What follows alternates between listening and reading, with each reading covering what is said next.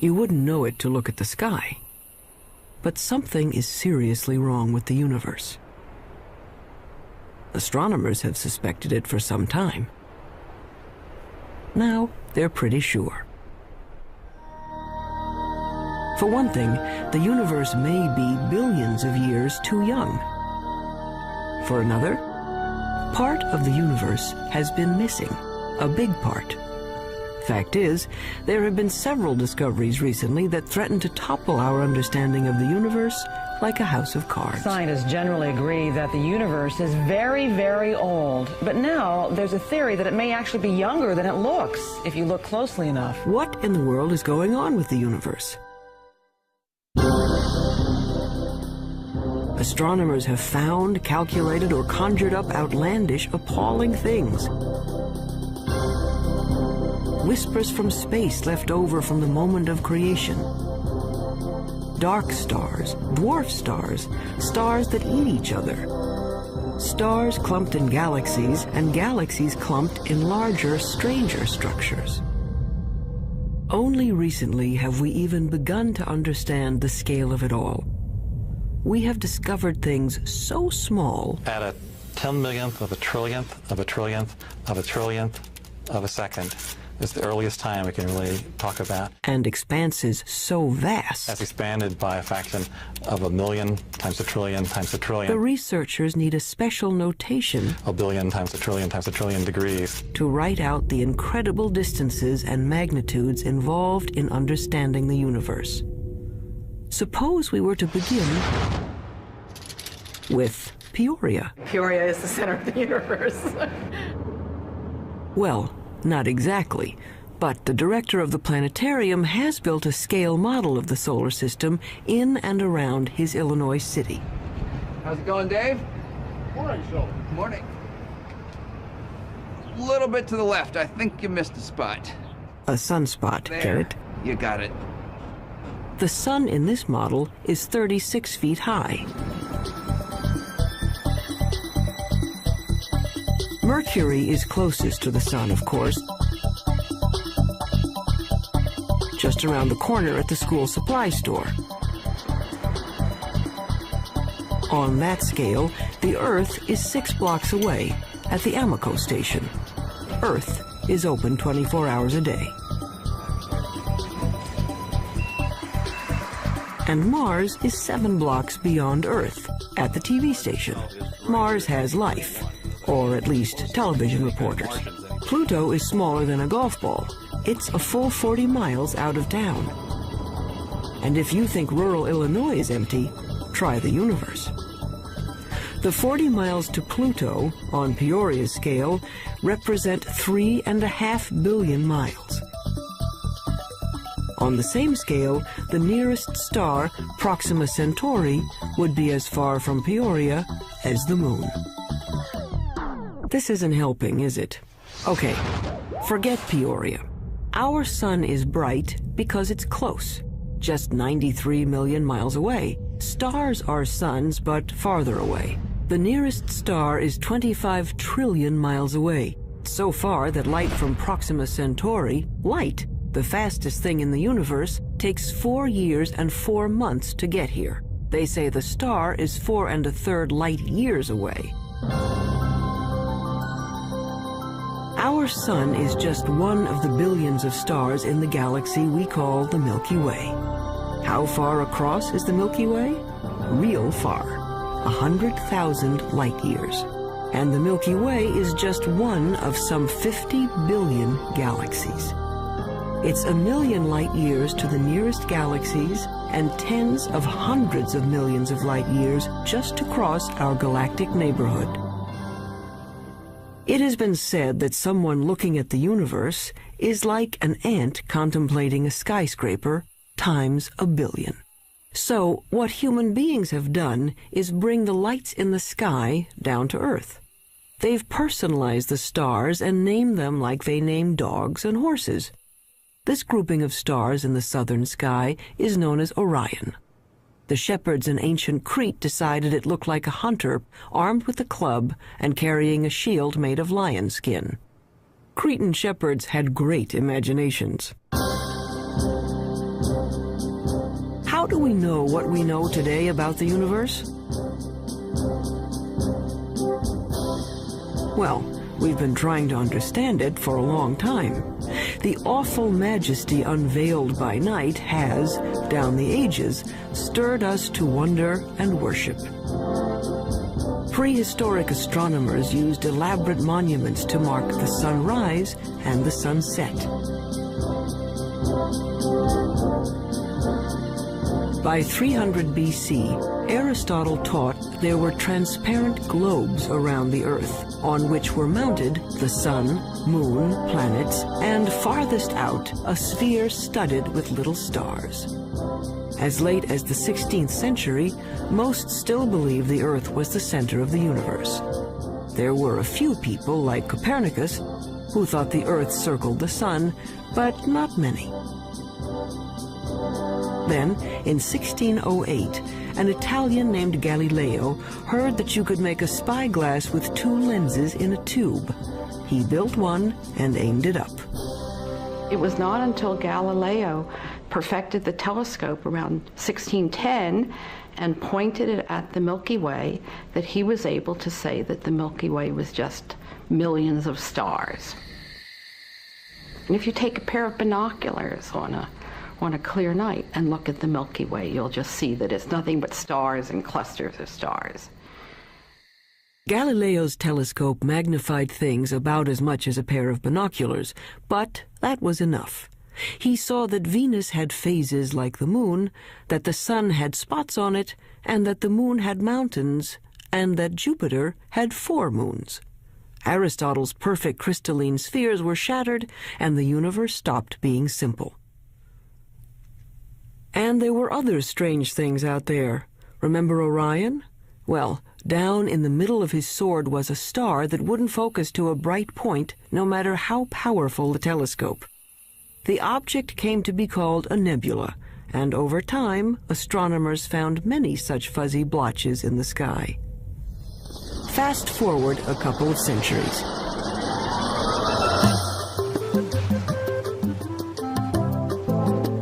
By 1924, the big astronomical telescopes had mirrors as well as lenses to concentrate the light.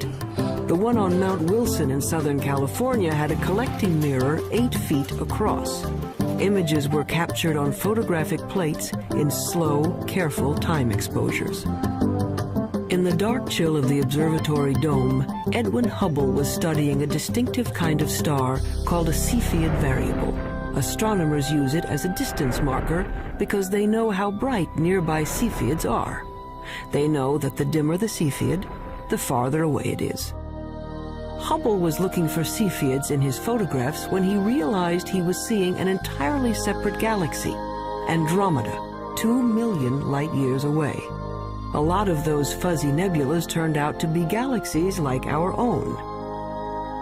And the light from those galaxies looked redder than anyone expected it to be. It's just like the pitch of a car engine. You know, as a car goes zooming by, you hear the engine kind of go. With light, when something's coming toward you, the spectrum gets shifted toward the blue. When it's going away, it gets shifted toward the red.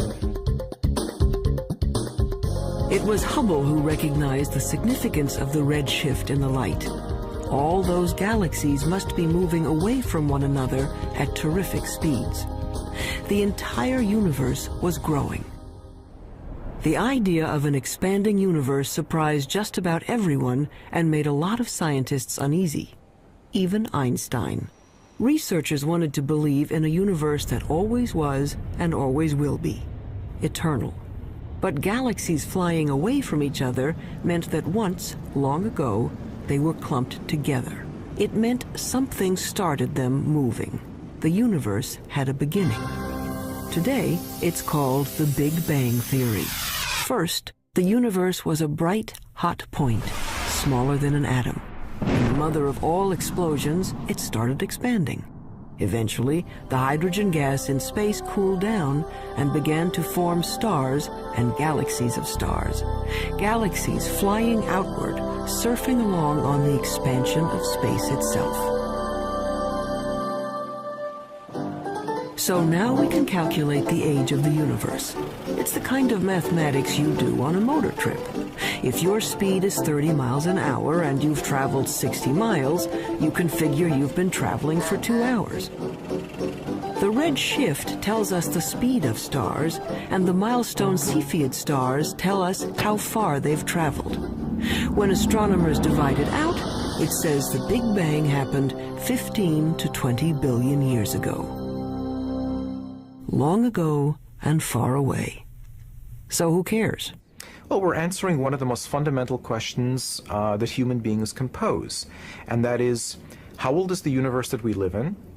How did it begin? And what's its evolution? Those are major questions. Those are major philosophical questions, questions that religions have touched on, philosophy has touched on, physics is touching on, mathematics is touching on. And the people who are eventually going to come up with what is going to be accepted to be the right answer will make history of a kind. They will have contributed significantly to human knowledge. That, I think, is why it's such an important set of questions. And there's been a growing sense, as the millennium approaches its end, that the right answer is on the tip of our tongues, so to speak.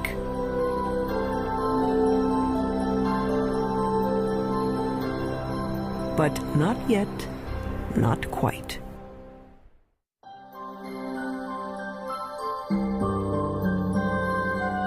Today's stargazers usually head for the hills. Hawaii's Mauna Kea, the Chilean Andes, Arizona's Mount Hopkins. Robert Kirshner works 8,500 feet up, hunting dying stars. I really like coming to the mountain. I like getting away from all the 100 distractions you have when you're busy, and people are coming in to see you about all kinds of things, and the makeup exam and all that kind of stuff. And to just concentrate for a couple of days only on the scientific investigation, only on what you're trying to do, it's very, very good. Light pollution has chased astronomers out of the cities to lonely vigils in remote locations. Kirshner watches for the sudden flare-up that means a star has exploded, a supernova, or its smaller cousin, a nova. The kinds of things I'm working on, these supernovae, which are events that come and go, if you don't get it this year or this month, that one is gone. You just lose the chance.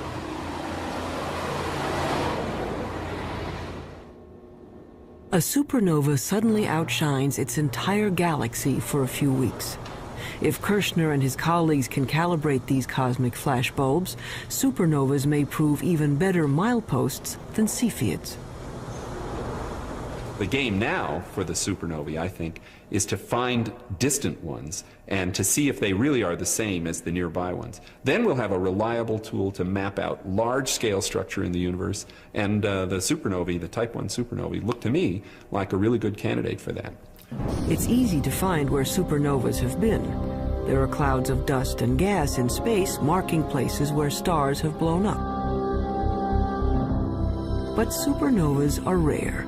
A galaxy of 100 million stars might have one exploding star every 100 years.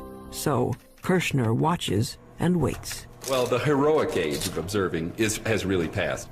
It used to be that you would be outside the whole night long, instead of sitting in a control room where a television brings the signal in and you're operating on a computer keyboard. 24, okay, get the CCD in the right mode. It's hard staying up all night. Is good. But there's a kind of sense of adventure to it that is a little bit like being a kid and lying out in the snow and kind of figuring out the constellations. Some of that is good for you, too. Yeah, fine. Breaking in the cookies already. Oh, I can have a cookie if I want. 10 hours to go. Look at all those cookies. I have one every half hour. I'll need the whole. In this era of digital cameras and electronic light amplifiers, men are still watching the skies and craftsmen are still grinding telescope mirrors. Like this 21-foot monster under construction at the University of Arizona. But one thing hasn't changed much in 400 years. astronomers are still battling their ancient enemy, the air. Starlight shimmers and twists as it passes through our atmosphere. The twinkling of the stars may be a delight to poets, but astronomers are trying to get rid of it. What we can do is shine a laser into the sky. We focus on some sodium atoms, which are at about 100 kilometers above the surface of the Earth. We can make those glow with the laser and create an artificial star, which is sort of directly in line with the very faint object we want to look at. And then if we measure the blurring of the artificial star and correct that, then the faint object we really want to look at is corrected as well. And we have liftoff of the Space Shuttle Endeavour. But until that technique is perfected, astronomers have another way to take the twinkle out of the stars. All they have to do is put the telescope above that pesky atmosphere, in orbit. In 1990, NASA launched a space telescope and named it for Edwin Hubble. Unfortunately, its mirror was made wrong and its first pictures were blurred. Astronauts had to go up and fix it. Houston, let's go fix this thing. We copy. Move it out of the sun a little bit. We had a good aliveness test. Outstanding. Houston, Endeavour has a firm handshake with Mr. Hubble's telescope. We copy that, Covey. There are miles galore down here. It could be real exciting for the astronomical community, I guess, and for the whole world to see what Hubble really can do with a good set of eyeballs. The out-of-focus pictures gave way to spectacular shots of interstellar dust clouds and the great galaxies of stars. In just one bit of the sky, a tiny patch that could be blocked by a grain of sand held at arm's length, astronomers found 2,000 galaxies. They were seeing better than they ever could before. So one way of looking at it is if there was a firefly in Tokyo, and here we are in Washington looking at it, we could tell if there was another firefly 10 feet away. We'd actually be able to distinguish them. In 1994, at the Space Telescope Science Institute in Baltimore, astronomer Wendy Friedman was using the newfound clarity of the Hubble to observe the heavens and stumbled into the cosmological controversy of the decade. Yeah, I just wanted to ask you not to break out any observations until I give you a clear. So when were these images taken? She and her team, like Edwin Hubble before them, were looking at those milestone stars. The cosmic rays aren't nearly as apparent. For our work, we need a telescope out in space because what we're after is a certain kind of star. It's called a Cepheid. And we have to be able to detect that kind of star against the background of a galaxy. And the Earth's atmosphere smears and blurs our view, and we can't detect those stars. Friedman got the best readings yet on Cepheids in a neighboring galaxy, and a measurement of its distance. Using the redshift speedometer, she calculated a new age for the universe. Our preliminary measurements indicate that the age of the universe is somewhere in the range from 8 to 12 billion years. And that immediately brings about a conflict with other ages that have been measured. That's a problem. Her universe is younger than some stars, and the age dating of stars is very accurate. Scientists can read a star's chemical changes like a clock. When we look at a cluster of stars, hundreds or thousands, it doesn't really matter. What we have to do is go in and measure the brightness of the brightest star that's left in the cluster, that's still burning hydrogen in its core.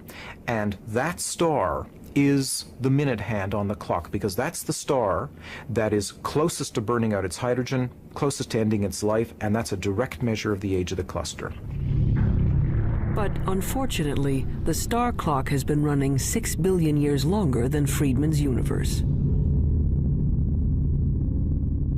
But we're looking at globular star clusters, 100,000 to 1 million stars, and they're being age dated by several very reputable groups of physicists, astronomers, and they're all coming up with ages 17, 18, 19 billion years. That's a problem. We're very close to having a kind of contradiction between the ages of the stars and the age of the universe. This would be quite embarrassing, because you really shouldn't be older than your mother. Clearly, if the universe is 10 or 12 billion years old, then there can't be stars in the universe that are 15 or 17 billion years old. That's not logical, at least if the entire Big Bang theory is right or even close to being right. Wendy Friedman is well aware of the dilemma.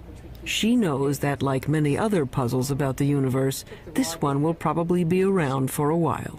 I mean, anytime you get a new tool, you get data that are of better quality than were possible to obtain in the past. Yeah. You learn new things, and yes, sometimes leads to confusion because there aren't answers for all of the questions that are being raised. But it's a healthy aspect of science and how science proceeds.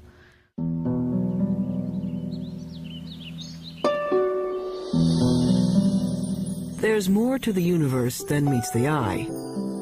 We can see only a small part of what's going on out there. What we call visible light, the rainbow from red to violet, is a small slice of a larger spectrum. But there are other ways of seeing. With the right technology, you can look at the world in everything from X-rays to infrared to radio waves. In the last few decades, the new tools have brought a previously hidden universe into view.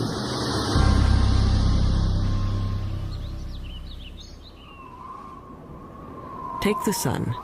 Nothing to do but roll around heaven all day, right? But by using the X-ray part of the spectrum, astronomers can see the sun is a very busy place. Pictures made by X-ray detectors show there's a cauldron of nuclear reactions boiling beneath its surface. Using film sensitive to ultraviolet, we can see great plumes of superheated gases rising from the sun's surface. Our well-behaved, friendly neighborhood star is a continuing, self-contained thermonuclear explosion.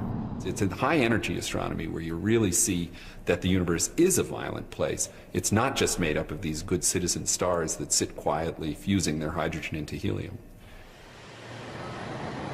NASA is looking at the lower end of the spectrum, infrared light. Infrared is absorbed by moisture in the Earth's atmosphere. So infrared telescopes are mounted on planes to lift them above the clouds.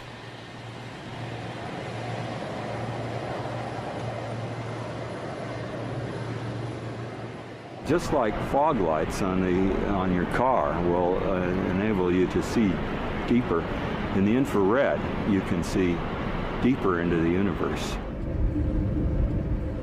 We warm human bodies shine in the infrared. Anything at my temperature in the universe is emitting planets, comets, other bodies.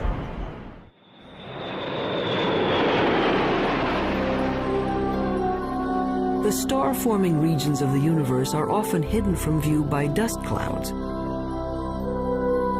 until infrared astronomy allowed us a way in. Now we can see clouds of frigid hydrogen gas condensing and starting to heat up as stars. The sky in the infrared is a strange and wonderful place. Once we learned where to look, we could peek into these stellar nurseries and snap some baby pictures. This is Hubble's view of the Eagle Nebula. The bright spots on the edge of these monstrous pillars of gas are brand new suns.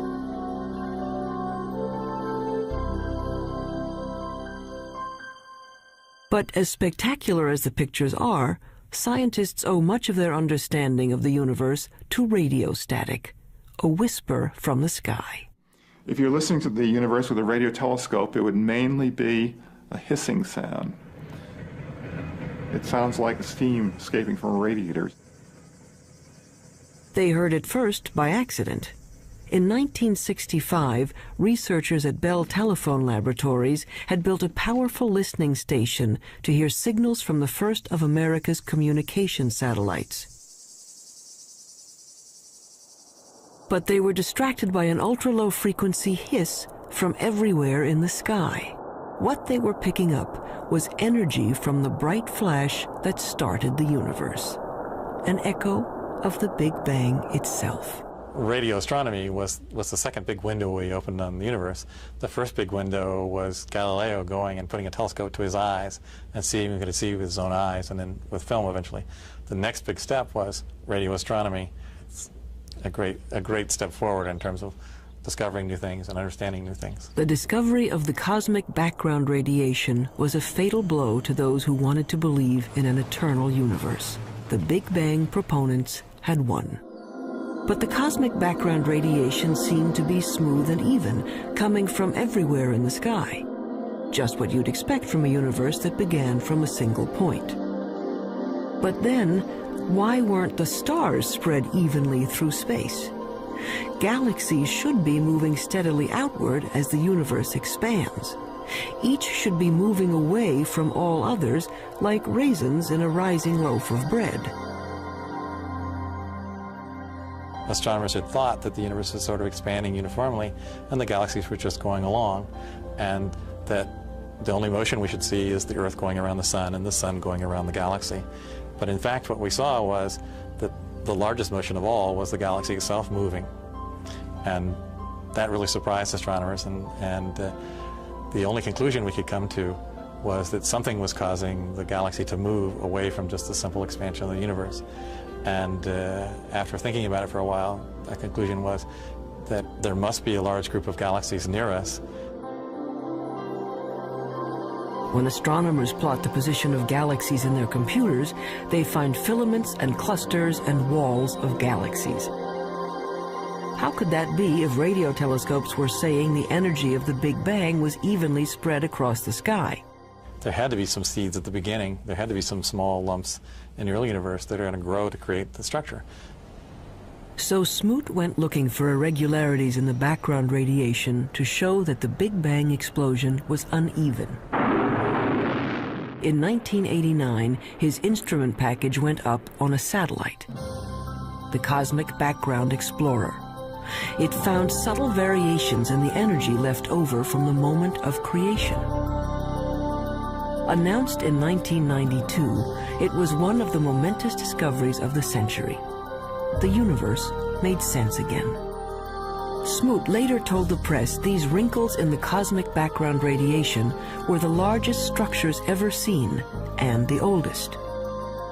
He told reporters that it was like seeing God. And that's the one that the press grabbed on because that's the one people could relate to. And that got spread all over and got much more attention, including people from philosophy and religion coming in and asking questions. But if researchers could finally explain why there are stars and galaxies and collections of galaxies, that didn't solve their other major problem. It's a little like the old childhood rhyme. The other day upon the stair, I met a man who wasn't there. He wasn't there again today. Oh, how I wish he'd stay away. The problem is that we know that at least 90% of the universe is something we don't know what it is. In the late 1970s, astronomer Vera Rubin and her associates noticed something peculiar on the outer edges of spiral galaxies like our own.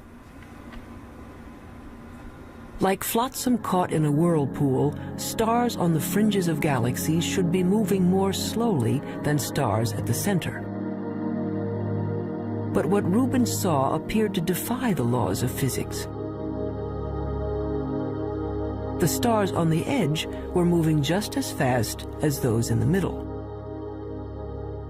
We live, sort of 2/3 of the way, we being the Earth, about 2/3 of the way out from the center of our galaxy, and we're orbiting at 500,000 miles an hour. That's pretty fast. Faster than it should be. Such velocities could only be caused by an enormous gravitational pull, which requires more matter than anyone had detected out there. A lot more. It was a shock to learn that when we were studying the universe, we really weren't studying the universe. We were studying just the 5 or 10% of it that was luminous. So it's like, I don't know, trying to study the Earth and just looking at Pennsylvania. All the things we have ever observed in the universe, the planets, the stars, the galaxies, the clusters of galaxies, make up 10% of the universe, maybe less. Early efforts to track down the missing matter failed. They called the 90% that is not visible dark matter. But no one knew what it was. Maybe dead dark stars, or some kind of cosmic dirt, or maybe a whole lot of something extremely small is filling space.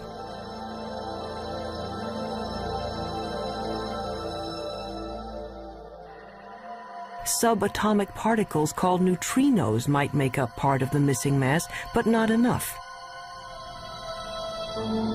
Scientists went looking for other candidates. Daniel Snowden Ift theorizes that dark matter may be made of something physicists have taken to calling WIMPs, short for weakly interacting massive particles. These would be things smaller than atoms, if they exist at all. The only way to detect them would be to look for their footprints. It's kind of like a ghost particle. It passes through matter without ever interacting with it, or I should say hardly ever interacting with it. Every once in a while, a WIMP will come in and bump an atom out of wherever it's sitting, and that's the only indication that we would have that WIMPs exist.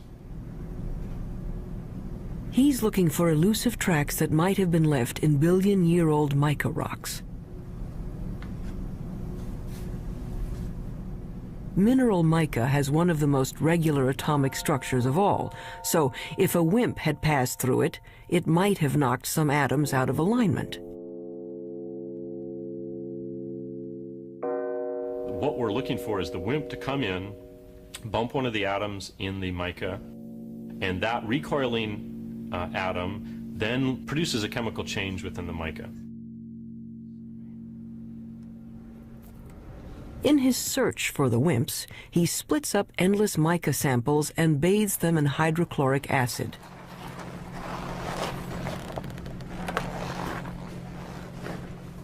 It's a little bit like developing a photograph.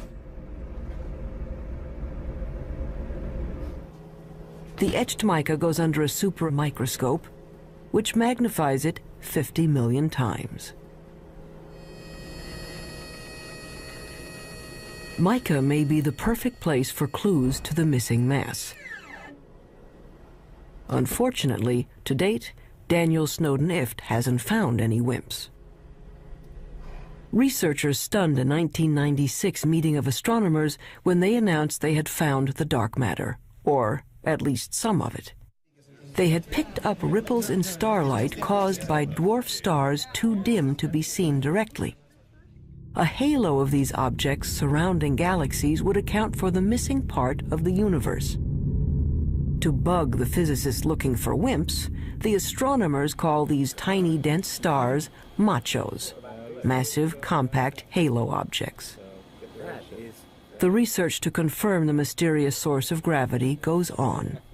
I would like to think that in 10 years we know what the dark matter is, but I wouldn't bet very much money on it. But advances usually come in very surprising ways.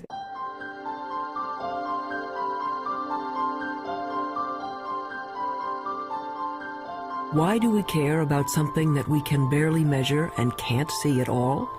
Because it might tell us how the universe is going to end. Matter makes gravity, and gravity is the only thing that can act as a brake on the expansion started by the Big Bang. If there is not enough dark matter, the universe may go on expanding and cooling to end not in a bang, but a shiver. If there is enough dark matter, the expansion of the universe will coast to a stop and reverse, everything falling back together, till the Big Bang ends in a big crunch. And maybe, just possibly, a new Big Bang to start things up again.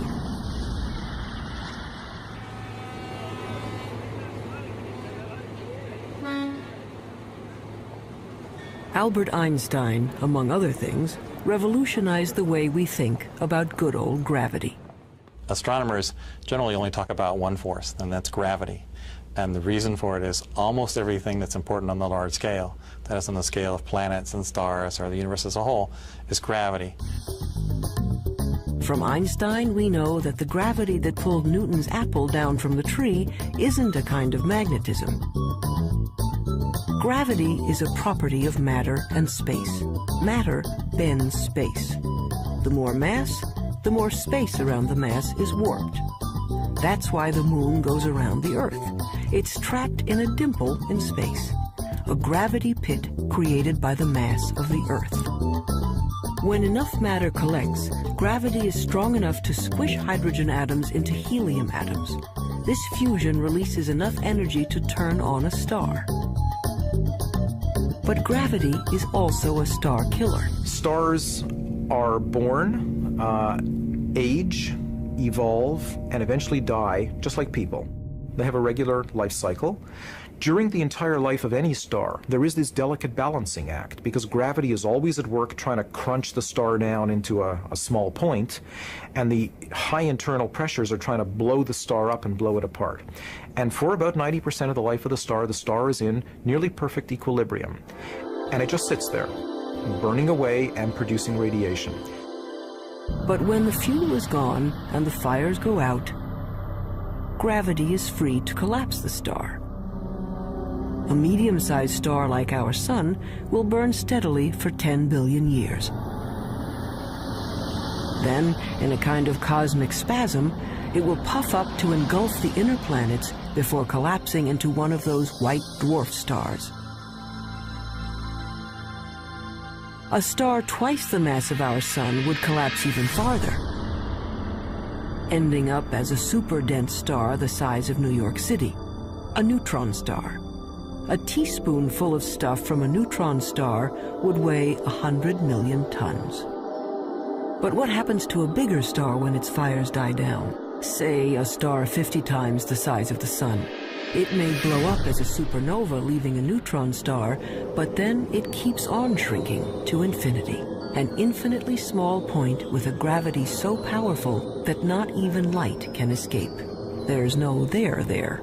It's a black hole. And the analogy that we have to space being stretched by the material is you have a rubber sheet and you put a ball on it and it causes a dent. Put a heavier ball, it'll cause a deeper dent. If you put a heavy enough ball, it'll just tear through the rubber sheet altogether. If you force too much matter into a limited amount of space, it'll just tear space like tearing the rubber sheet. You can be forgiven for thinking a black hole is some sort of weird science trick. An infinitely small, invisible star defies common sense. It's what happens when you use mathematics as your lens on the universe. But out here on the high desert of New Mexico, they've found that black holes do exist outside of equations. 27 giant radio dish antennas, each 80 feet wide, are positioned over 13 miles to form a single huge radio telescope. They call this very large array of antennas the VLA, which stands for the Very Large Array of Antennas. James Moran is one of the world's foremost radio astronomers. The VLA has had a tremendous impact over the last 15 years. It's very important because it has tremendous versatility. This technique of radio interferometers was developed after World War II, but this is the first really big array. Dust obscures light rays, but this instrument can penetrate that dust because radio waves go right through the dust, and we can see down to the core of things that can't be seen in optical astronomy, for example. It turns out that a black hole can create radio signals as it sucks in matter. The signals can show up as a beam of microwaves, a microwave laser, or maser. Why you would find a maser in a black hole is a complete mystery. I don't think anybody would ever have predicted this. What we have found is that there's actually a very light molecular cloud in a disc shape. My friends refer to it as the maser frisbee. We didn't go looking there hoping to find something coming out of a very compact region around the black hole. It just plopped onto our computer printouts. A black hole can attract dust and gas in its neighborhood into a whirling disk of molecules. Those molecules release great bursts of radio energy as they are drawn in. There seem to be black holes made not from single stars, but from whole clusters of stars. They have a mass 100 million times that of our sun. But these monsters are still infinitely small points, capable of gobbling up other stars. But where does the stuff that falls into a black hole go? Does it just fall out of the universe? Possibly. Or it may pop up somewhere else in space. If you'll excuse an indelicate metaphor, there may be white holes regurgitating matter eaten by black holes in another part of the universe, a wormhole in the fabric of space and time, allowing you to go from one location to another without crossing the space in between. Or it might go to another universe entirely. Astronomy's reigning theoretical genius, Stephen Hawking, proposed that the black holes in our universe might well give birth to other universes. In fact, there might be any number of universes, like bubbles in the bath. We don't know, and probably can't know. If you fell into a black hole, you'd be stretched until you were thinner than a strand of spaghetti, which wouldn't bother you because time would stop. The rules of the universe as we know them don't seem to apply to black holes. That's what happens when you start messing around with infinities. It leaves us with a universe with holes in it. A universe with a lot of room for imagination.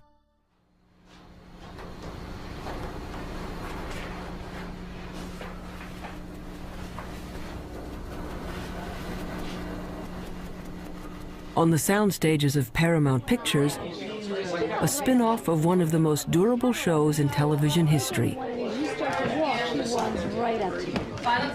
Star Trek Voyager. Very quiet on the stage. Anyone not ready? No. Roll, please. Rolling. Action! I want a full systems report. And Mr. Kim, Mr. Tuvok, I want every iota of information that was recorded regarding this phenomenon. Let's see what you have, Mr. Kim. There. It's registering only on subspace bands. We don't even have it on long-range sensors yet. Verteron emanations. Tunneling secondary particles. It certainly looks like a wormhole. But is it stable enough for us to enter? And if it is, where does it lead? There is, of course, a 75% chance a wormhole will not lead to the Alpha Quadrant. Great.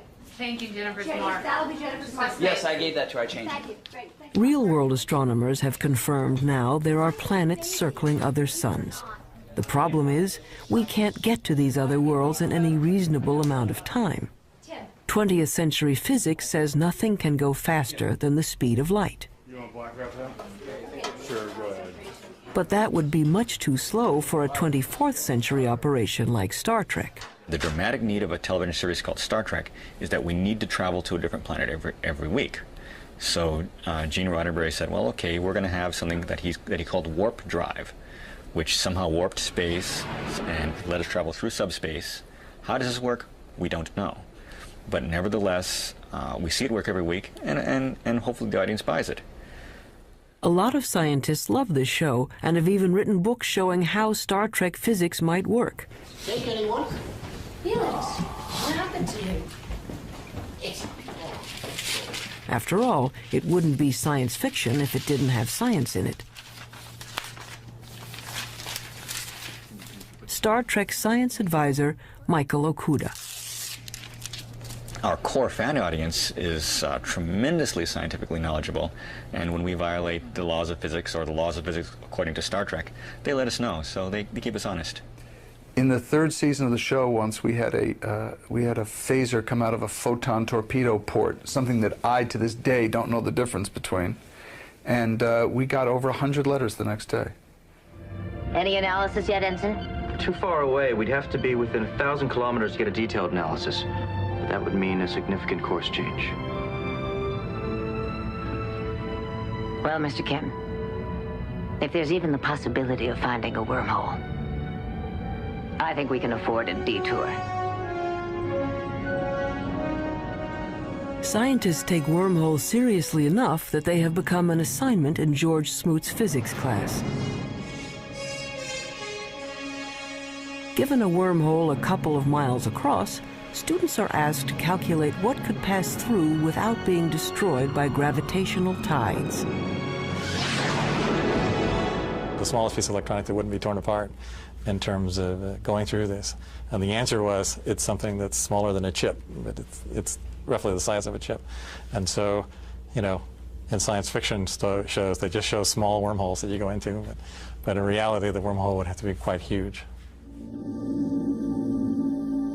But theoretically, at least, you could go someplace else in space or time. As far as physics goes, a wormhole is a loophole in the laws of the universe.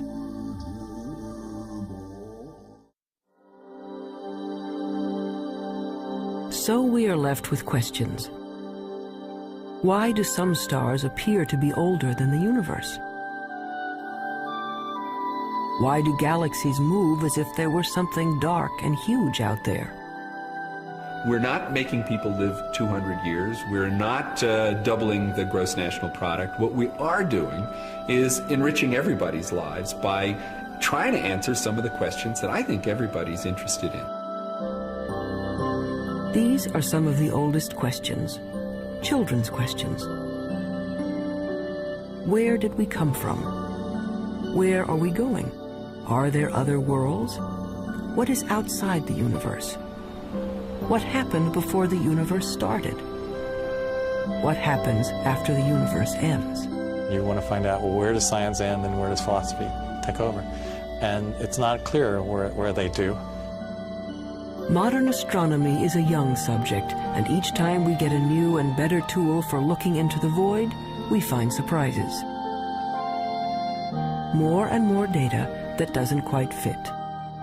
And I think it's portrayed as if the field is in total confusion and chaos, and I think very often it appears that way at the forefront when things are not understood and there are unsolved problems. But progress is being made. The fact that we're able to take these subtle clues, that things you can barely measure with the biggest, most sophisticated instruments, and figure out that they are telling you about what the universe was like 15 billion years ago, I think that's a terrific thing. Why does the universe exist? Given the fact that it does exist, the fact that it is as exquisitely beautiful, as exquisitely tuned as it is, that it works as astonishingly well as it does, and that we, very tiny creatures on a rather remote planet, not in any special place in the universe, have been able to evolve in this universe and sense the universe, the entire universe around us, that we can sense that there are things out to 15 billion light years away from us. That to me is just a mind-boggling concept. We are the only star in the universe that we know about that has life, so perhaps that makes one feel a little more unique and life a little more precious thing, knowing that it doesn't seem to be that common. We are part of the universe. The material that we know, the matter we're made of, started out as atoms produced by exploding stars. I like very much the fact that every atom in our bodies has come from some star. If there were no stars, the universe would be all hydrogen and none of what we know would exist. And that's why it's not an exaggeration to say that human beings are stardust, because the iron in our blood and our hemoglobin and the calcium in our bones and all the other heavy elements in our body were created in supernova explosions. So in our quest to understand the universe, we come back to ourselves. If we are made from the elements of stars, aren't we then, in a way, the universe trying to understand itself? It's not quite what the ancients were talking about, but maybe we're in the center of the universe after all.